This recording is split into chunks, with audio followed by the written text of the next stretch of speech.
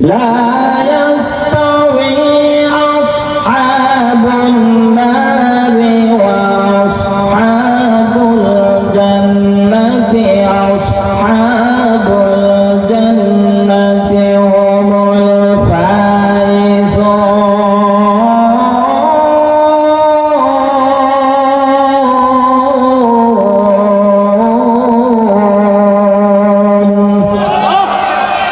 আল্লাহ রাব্বুল আলামিন ডাক দিয়ে বলে, পৃথিবীর মানুষেরা রে, যারা জান্নাতি আর যারা জাহান্নামী তারা কোনোদিন এক হতে পারে না।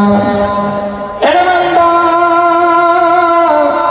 আমি আল্লাহ রাব্বুল আলামিন ঘোষণা দিলাম রে, যারা জান্নাতি আমি আল্লাহ ঘোষণা দিলাম, উলাইকা হুমুল ফাইজুন, আমি আল্লাহ ঘোষণা দিলাম তারা দুনিয়াতেও সফল, আখিরাতে আমি আল্লাহ রাব্বুল আলামিন তাদেরকে সফলতা দান করে আমার তৈরি জান্নাত ওয়াজিব করে দেই। বলে সুবহানাল্লাহ।